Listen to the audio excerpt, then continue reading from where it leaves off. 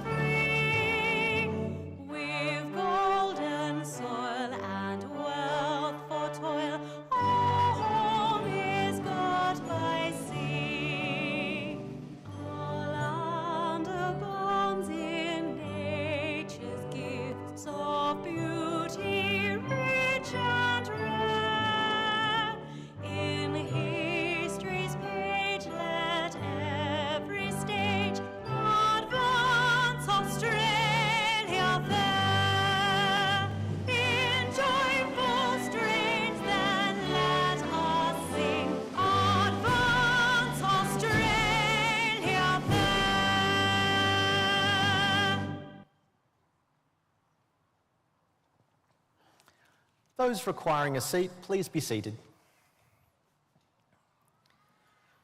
The Australian War Memorial was the vision of Charles Bean, Australia's First World War official historian. Bean landed with the Australian troops on Gallipoli and stayed with them at the front through to the end of the war. The idea of this national memorial and museum came to him at Pozières, France, in the depths of the bloody fighting of 1916. Bean's idea was that this would be a place where families and friends could mourn their loved ones buried in faraway places. It would also be a place that could help all Australians understand what these men and women had endured and what they had done for us. Bean's vision, to which we remain true, is best expressed as inscribed in the entrance to the memorial's galleries. Here is their spirit in the heart of the land they loved, and here we guard the record which they themselves made. Tonight, we will read the story behind just one of those on the Roll of Honour, which lists the names of more than 103,000 men and women who have given their lives for us in war and on operations for more than a century. But first, we present a lament, Flowers of the Forest. Wreaths or floral tributes will now be laid at the base of the pool of reflection.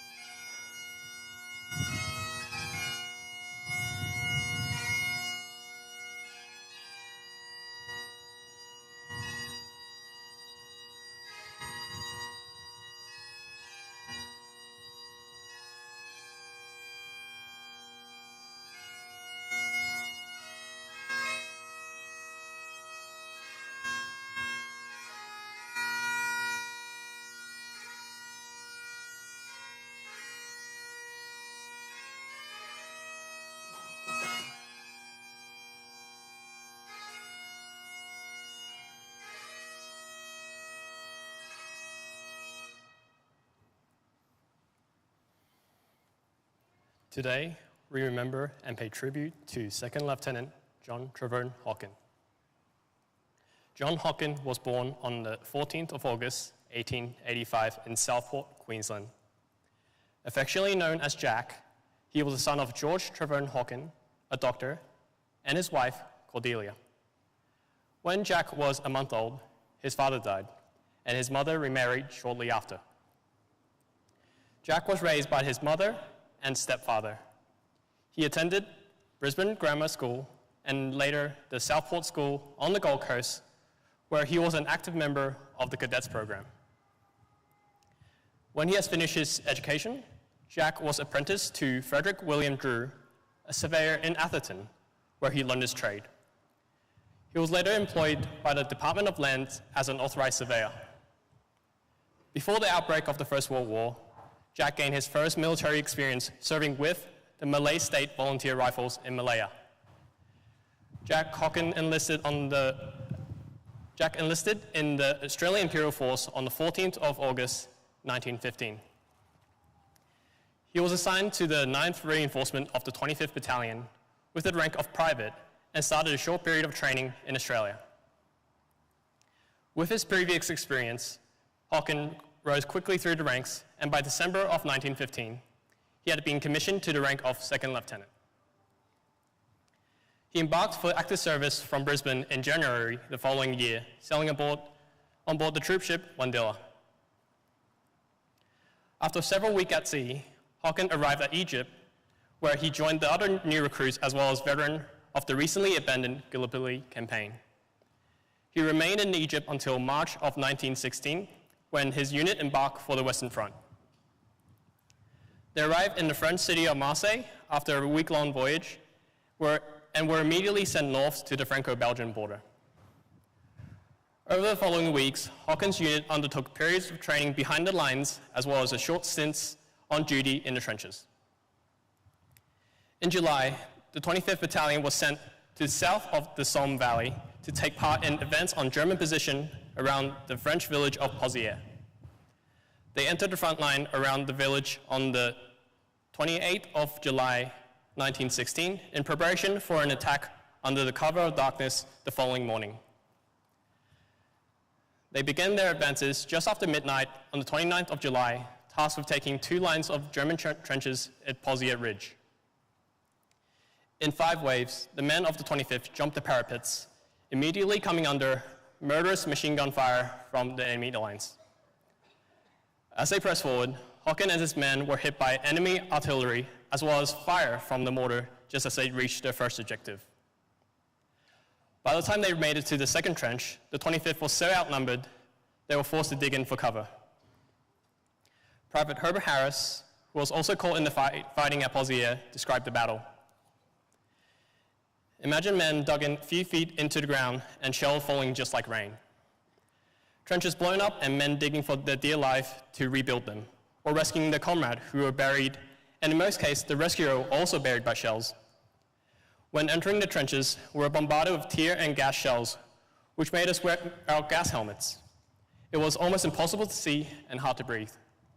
I had officers and men said that the landing and the Lone Pine battle at Gallipoli were a picnic compared to this last fight. Shortly after, they received their order to retreat to their own lines. By the following morning, the 25th Battalion has suffered some 340 casualties. Among the dead was Second Lieutenant Jack Hockin. One of his men, Private Dodd, recounted the last time he saw Hockin. We were side by side, as close as you and I are now. I got grazed in the left side and under one arm, and I turned around and Hockin fell dead alongside me. It must have been a machine gun bullet. 2 hours after this, I crawled back and went up to him, and there wasn't a move out of him. I did not turn him over as we were still under very heavy fire, and I could do nothing. He was very well liked, better than any other officers in the battalion. Hockin was never seen again, and no trace of his grave has ever been found. Today, he's commemorated at the Australian Memorial at Villa Bretonneux amongst more than 10,000 others who have no known grave. Second Lieutenant Jack Hockin was 33 years old. His name is listed on the Roll of Honour on my right amongst almost 62,000 Australian who died while serving in the First World War. His photograph is displayed today on the Pool of Reflection. This is but one of many stories of service and sacrifice told here at the Australian War Memorial.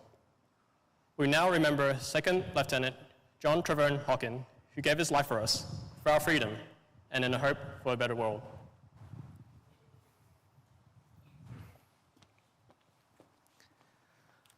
Please stand for the reading of the Ode and the sounding of the last post.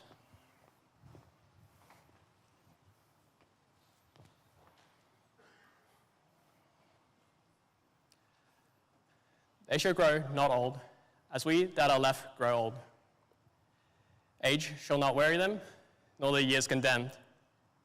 At the going down of the sun, and in the morning, we will remember them. We will remember them.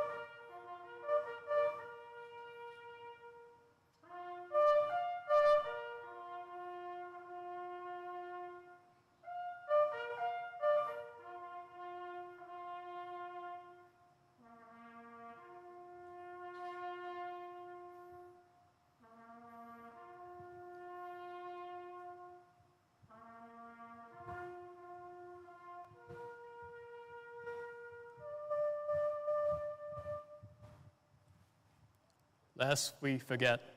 Lest we forget.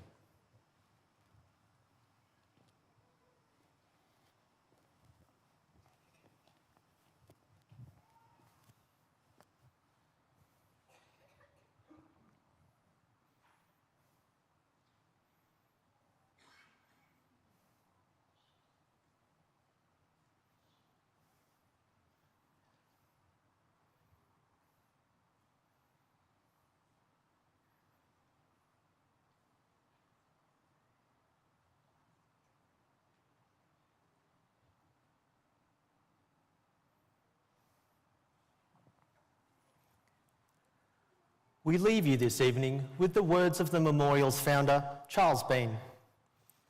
Many a man lying out there at Pozières or in the low scrub at Gallipoli, with his poor, tired senses barely working through the fever of his brain, has thought in his last moments, well, it's over. But in Australia, they'll be proud of this. Ladies and gentlemen, girls and boys, that concludes the last post ceremony. On behalf of our director, staff and volunteers, thank you for visiting the Australian War Memorial today and for your continued support during the memorial's development project. We wish you all a very pleasant evening. Thank you.